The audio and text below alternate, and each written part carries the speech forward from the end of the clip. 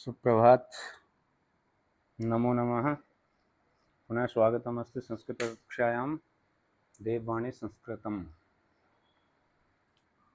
देखिए, आज संज्ञा प्रकरण के अंतर्गत हमारे पास एक बहुत इम्पोर्टेंट टॉपिक है जिसका नाम है उच्चारण स्थान। क्योंकि संस्कृत में हम जिस भी ध्वनि को बोलते हैं उस ध्वनि का एक निश्चित उच्चारण स्थान होता है कि कौन सी ध्वनि कहाँ की मुख के किस भाग से निकलेगी, किस स्थान से निष्पन्न होगी। अगर वो उस स्थान से हम नहीं बोल पा रहे हैं, हम इस तरीके से नहीं कर पा रहे हैं, तो इसका मतलब हमारा उच्चारण अभी अच्छा नहीं है, ठीक नहीं है। तो उच्चारण स्थान के लिए सबसे अच्छा ये है कि आप या तो बोल के देख लीजिए पेपर में, या आप सूत्र याद कर लीजिए, वो है बहुत काम आएगा। सूत्र का मतलब शॉर्ट, संक्षिप्त, है ना, फॉर्मूला। अब जब फॉर्मूला आपको याद होगा तो आप उसकी सारी प्रक्रिया जान लेंगे, उसकी सारी प्रक्रिया आप कर सकते हैं। तो इसमें सबसे पहला यही सूत्र है ना। अकुह क्या है? अकुह विसर्जनीयानाम कंठः। अकुह विसर्जनीयानाम कंठः। ठीक है, अकुह विसर्जनीयानाम कंठः। क्या कह रहा है? अकुह, जब हमने वर्ण परिचय पढ़ा था तो आपको मैंने वर्ग बताए थे, और वर्गों के लिए शॉर्ट फॉर्म होता अ कु कु। ठीक है, 3 शब्द हैं, अ कु ह। एक है अ, ठीक है, फिर दूसरा है कु। अभी जो कु है ना, इसको समझ लीजिए। ये कु है, इसका मतलब पूरा क वर्ग हो गया। ठीक है, आपको क ख ग घ अंगा इतना नहीं बोलना है, उसके लिए आपने कु बोल दिया तो कु में 5 वर्ण क वर्ग के पूरे आ जाएंगे। क कौन कौन से आ जाएंगे? क, ख, ग, घ, अंग, अंग। ठीक, ये 5 के 5 वर्ण आपके कु शब्द से ही आ जाएंगे। ऐसे अगर आपने किसी ने बोला कि आपको चू, ठीक, तो चू वर्ग, चू कहने का मतलब ये हो गया च, छ, ये समझ लिए ध्यान से, ज, झ और या। ये 5 वर्ग, 5 वर्ण, 1 2 3 4 5, ये 5 के 5 वर्ण जो है एक अक्षर को कहने मात्र से हो गया। सूत्र का ये फायदा रहता, और ये सूक्ष्मता है संस्कृत की। ठीक है, अब आपको किसी ने कहा टू, किसी ने आपको बोला टू, टू बोला तो इसका मतलब क्या हो गया? ट, ठ, ड, ढ और अणा। एक अक्षर कहा आपने टू, उसमें कितने शब्द आ गए? ट, ठ, ड, ढ, अणा। यानी कि वो पूरा अपने वर्ग का प्रतिनिधित्व करेगा। कहने का मतलब ये है, जिस भी वर्ण में अगर उकार लग गया वो अपने पूरे वर्ग को दर्शाएगा। ठीक है, कु कहा तो क ख ग घ अंग, चू कहा ट छ ज झ य, टू कहा ट ठ ड ढ ण, तू कहा कहीं पर त थ द ध ना, पू कहा कहीं पर तो प फ ब भ न। सबका बोध करा देगा वो, केवल एक वर्ण। ठीक है, तो यहां पर क्या कहा इन्होंने? कहा अकुह विसर्जनीय नाम कंठ। ठीक, अ का मतलब अकार, ठीक, कु का मतलब पूरा को वर्ग, ह, और विसर्जनीय का मतलब होता है विसर्ग। विसर्ज कहते हैं विसर्ग को, विसर्ज बराबर विसर्ग। समझ रहे हो? विसर्ज बराबर विसर्ग। ठीक है, तो कितने अक्षर आ गए? अ आ गया 5, कु कहने से 5 वर्ण आ गए, क ख ग घ अंग हो गए 6, एक हकार अर्थात ह, और एक विसर्ग, 7 8। इन 8 वर्णों का जब हम उच्चारण करेंगे तो उस समय जो ध्वनि निकलेगी मुख से वो हमारे कंठ से निकलेगी, अर्थात गले से निकलेगी। ठीक है, कंठ मीन्स गला। अब आप बोल के देख लीजिए, अ बोलिए गले से। आप पेपर में बैठ के भी अपने आप वहाँ उच्चारण करके एग्जाम हॉल में ये आजमा सकते हैं। अ बोलिए, कंठ से सीधे ध्वनि निकलेगी।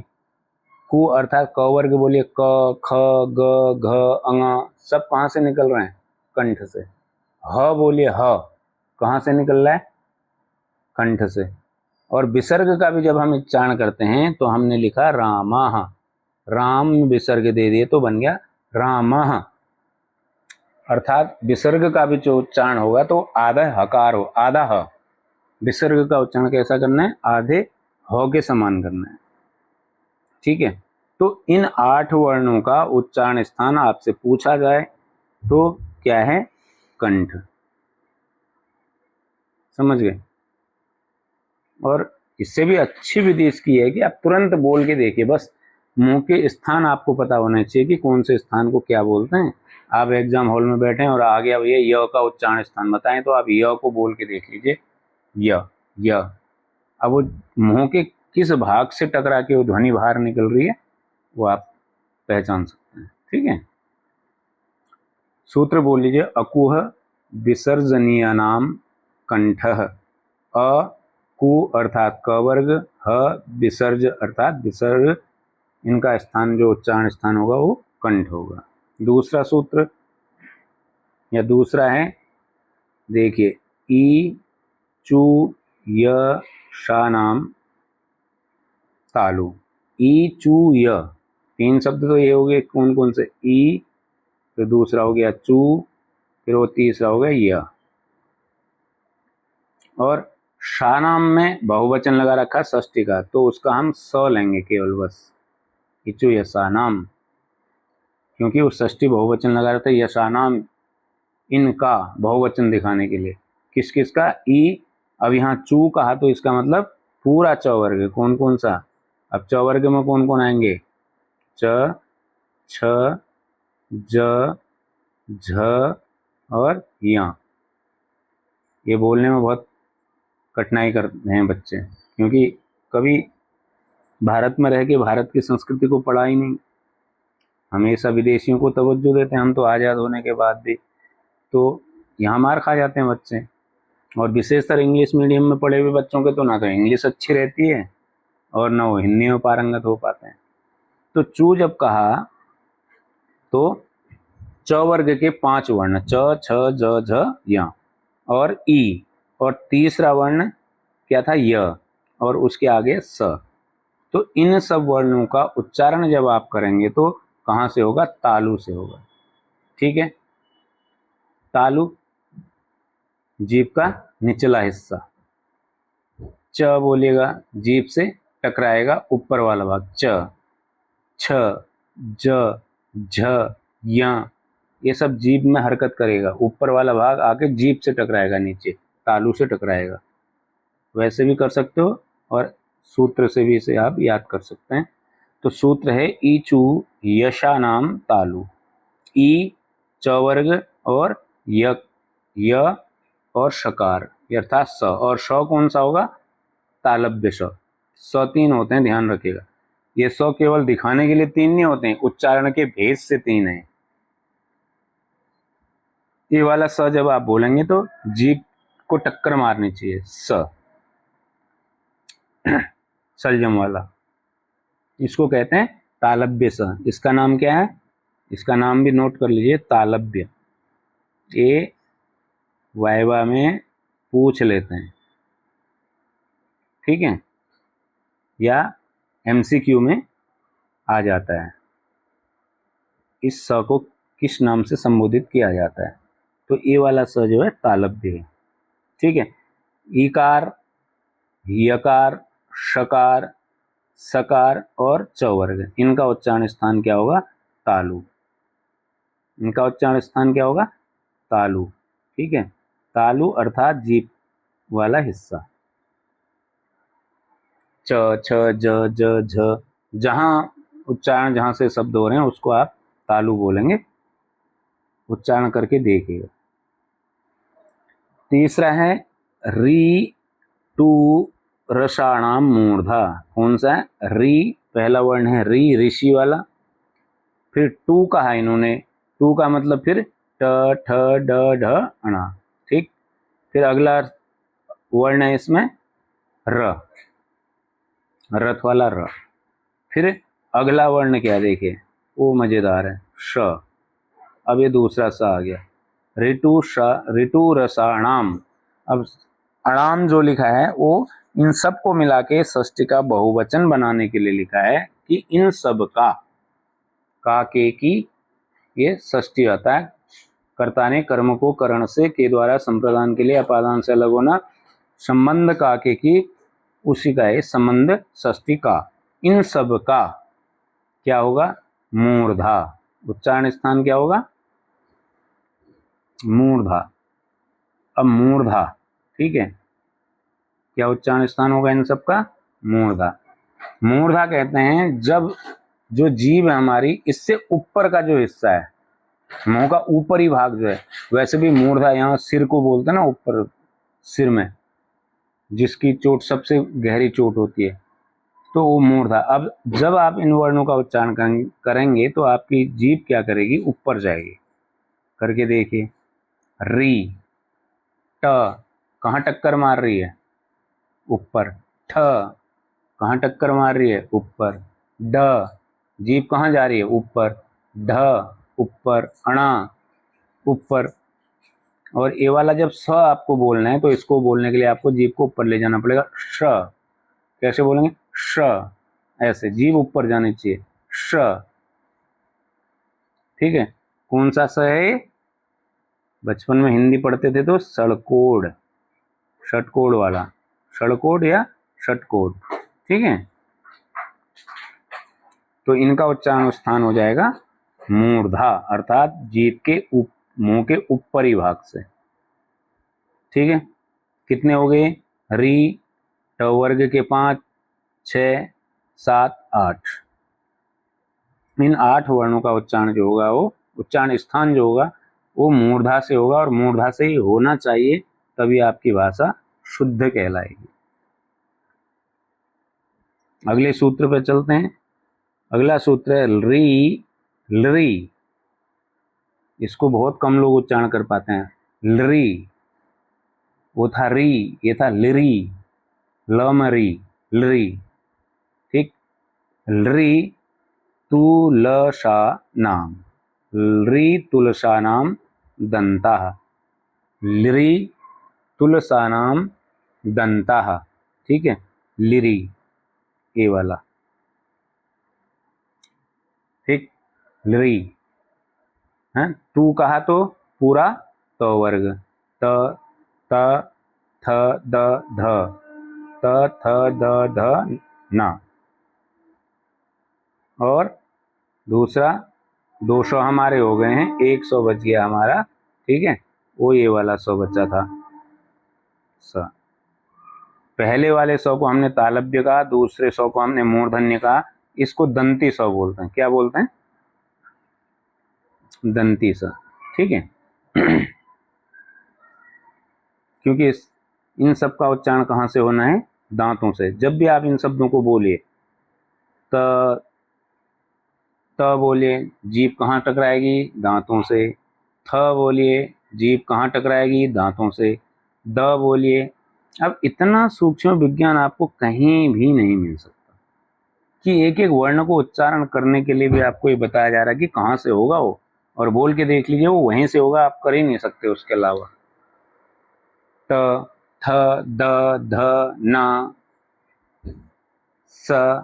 अब ये वाला स बोलेंगे तो दांतों से बोलना चाहिए, दांतों में जीभ आने, स, स, ठीक है। और ल,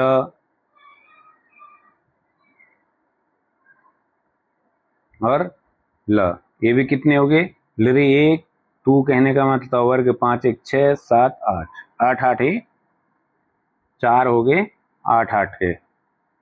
तो इनका भी उच्चारण स्थान क्या हो जाएगा, दंत। क्या उच्चारण स्थान होगा, दंत। तो इसका सूत्र पढ़ लीजिए, लिरी तुलसानाम दंता, लिरी तुलसानाम दंता। ठीक, लिरी वर्ण पूरा तवर्गीय वर्ण, और लकार और श, शपेरा वाला श, इनका जब उच्चारण स्थान पूछा जाए या आपको बोलना हो तो कहाँ से बोलना है, दांतों से टक्कर मार के जीभ तब आपको उच्चारण करना है। ठीक है, एमसीक्यू में आने ही आने होते हैं, बहुत निश्चित है कि आएंगे आते ही आते हैं, हर साल आते हैं। अगला देखिए क्या है, अगला है उपपदमानीय नाम उ पदमानीय नाम ओष्ठौ।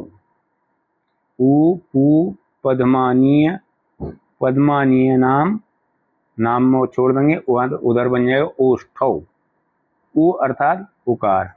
अब यहाँ पू कहा गया तो इसका मतलब प वर्ग के पूरे वर्ण है, 5 के 5 वर्ण है, प फ ब भ म।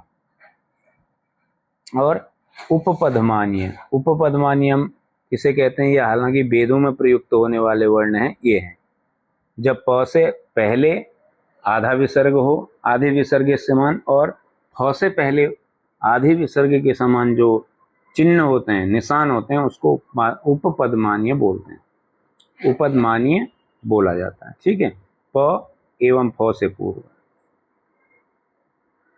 ठीक है, ऐसे क और ख से पूर्व जो ऐसे चिन्ह मिलते हैं, ऐसे वाले, उनको बोलते हैं जिह्वा मूल्य। क्या बोलते हैं, जिह्वा मूल्य। तो अब यहाँ आ जाइए, उ, ये हो गया उ। पू कहने का मतलब पूरा प फ ब और भ और म, ये तो हो गया उ पू। फिर क्या कह रहे हैं, उपपदमानीय।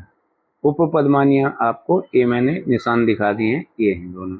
ठीक है, यानी कि क से पहले आधा विसर्ग ऐसे और फ से पहले आधा विसर्ग ऐसे। इनका उच्चारण स्थान जो होगा वो क्या होगा, ओष्ठ, ओष्ठौ, ओष्ठौ, ओष्ठौ है ना आगे, ओष्ठौ। अगर पच्छेद करेंगे तो पदमानीय नाम इधर हो जाएगा, ओष्ठौ उधर। अब प बोलेंगे, ऊ बोलेंगे तो जी वो हमारे होंठ काम करेंगे। ठीक है, पूरा प वर्ग बोलेगा, प फ ब भ म, कौन काम कर रहे हैं, हमारे ओष्ठ काम कर रहे हैं। ओष्ठ मतलब होंठ।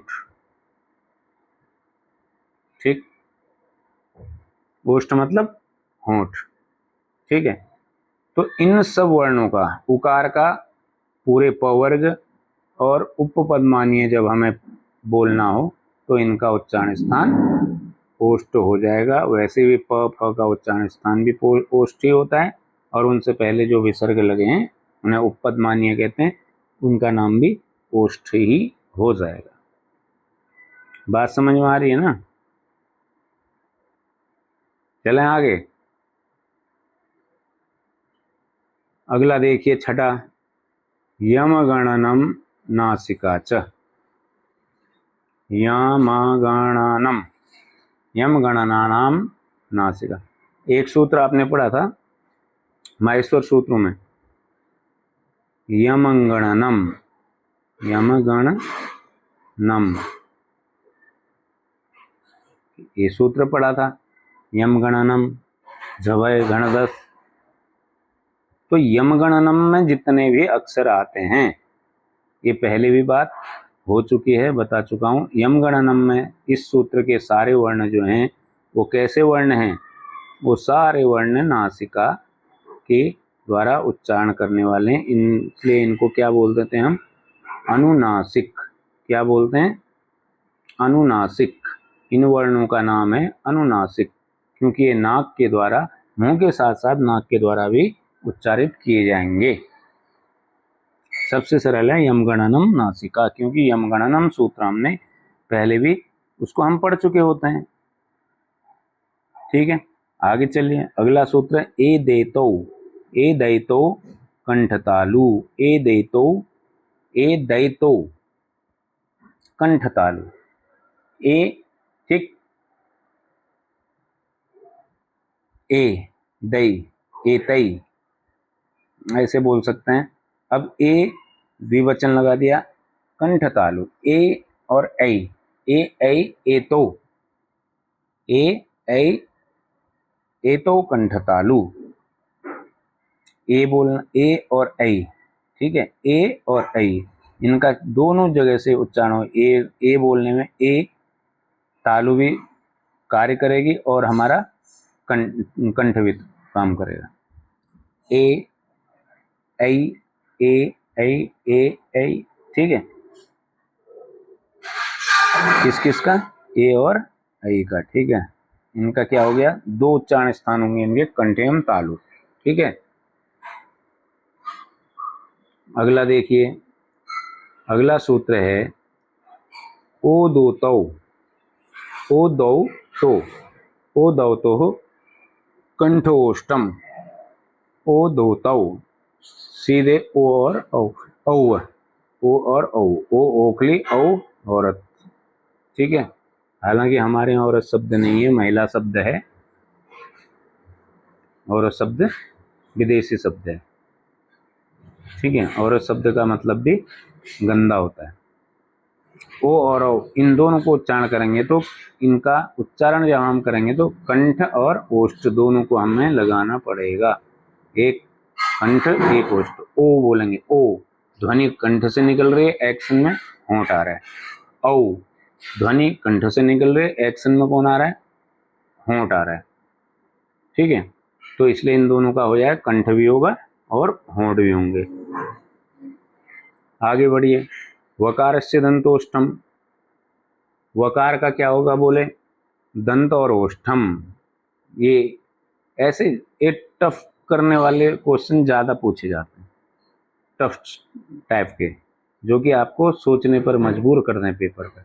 वकारस्य दंतोष्ठम, वकारस्य मतलब वकार का, वकार का षष्ठी विभक्ति एक वचन लगा हुआ है, ठीक है, वकारस्य। और षष्ठी विभक्ति का क्या मतलब है, का के की, तो वकार कहने का मतलब व का उच्चारण स्थान दंतोष्ठम, व व व व व व ऐसे बोलेंगे तो दंत भी काम करेंगे और होंठ भी काम करेंगे, ठीक है। वकार का दंतोष्ठ, ठीक है। ये तीन सूत्र ऐसे हैं जिनके दो दो उच्चारण स्थान है, ठीक है। इनको विशेष करके दिमाग में रख के चलना है, ठीक है, नोट्स बनाने हैं, दिमाग में रख के चलना है। अब ये जिह्वामूलम जिह्वामूल है, जिह्वामूलीय, जिह्वामूलीयस्य जिह्वामूलीयस्य जिह्वामूलम, जिह्वामूलियम जैसे प से आगे होता है ऐसे ही क से पहले ऐसा निशान और ख से पहले भी ऐसा निशान, इनको जिह्वामूल, जीभ के मूल भाग से इनका उच्चारण स्थान होता है। ये वेदों में प्रयुक्त होने वाले वर्ण हैं, ठीक है। एक और देख लीजिएगा इसमें, ये है नासिका अनुस्वारस्य, अनुस्वारस्य नासिका, अनुस्वारस्य नासिका, अनुस्वार का उच्चारण स्थान नासिका है, ठीक है। अनुस्वार क्या करते हैं हम, जब किसी भी वर्ण के ऊपर बिंदी रख देते हैं, सॉरी ऊपर बिंदी रख देते हैं तो ये अनुस्वार कहलाता है। एक होता है चंद्र बिंदु, ठीक है, एक ऐसे भी रख देते हैं, ठीक है, इसको हिंदी में चंद्र बिंदु हम लोग बोलते हैं, चंद्र बिंदु, ठीक है।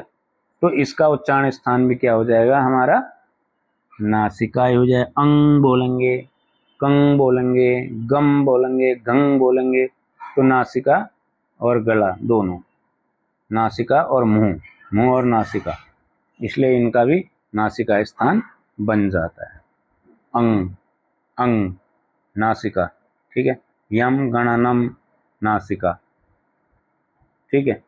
अब यहाँ एक बात और आप जान लीजिए, ये तो था अनुस्वार। अब इसके आगे यदि हम ये विसर्ग लगा देते हैं, दो बिंदी ऐसे रख देते हैं, तो उसको बोला जाता है विसर्ग, ठीक है। अनुस्वार एक तीन चीजें होगी हमारे पास, समझ रहे हो, इनको नोट कर लीजिए आप। एक होता है एक होता है हलंत। क्या होता है? हलंत। हलंत। ठीक, ये वाइवा में पूछे जाने वाले प्रश्न हैं। हलंत। हलंत का मतलब क्या होता है? जब हम किसी व्यंजन को लिखते हैं उसके नीचे ऐसे लाइन लगा देते, रेखा लगाते हैं, तो इसका मतलब होता है कि वो व्यंजन है और वो अभी स्वर से नहीं जुड़ा है।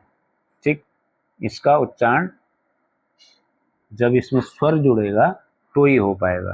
तो ये जो नीचे से हमने रेखा लगाई है इसको कहते हैं हलंत।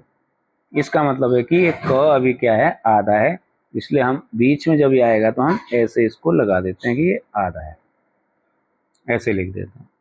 ठीक है। दूसरी चीज है अनुस्वार, जो आपको हम बता चुके हैं। अनुस्वार क्या है? अनुस्वार,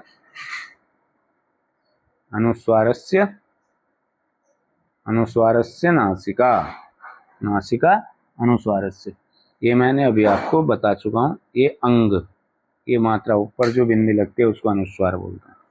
तीसरा है विसर्ग, वो भी हम और आप पहचान चुके हैं कि किसी भी वर्ण के आगे जो दो बिंदियां लगती हैं ये विसर्ग कहलाते हैं, जिनका उच्चारण स्थान क्या होता है या उच्चारण कैसे किया जाता है? आधे ह के समान।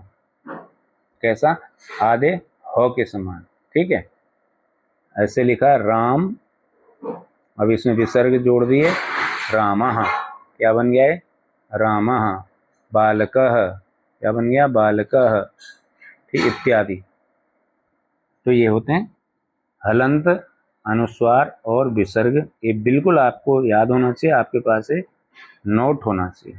ठीक है, फिर मिलते हैं अगली कक्षा में, प्रयत्नों के बारे में बात करेंगे। ठीक है, प्रयत्नों के बारे में बात करेंगे अगली कक्षा में। तब तक के लिए नमो नमः। जयतु संस्कृतम। पढ़ते रहें, व्यस्त रहें, मस्त रहें। जयतु संस्कृतम, जयतु भारतम।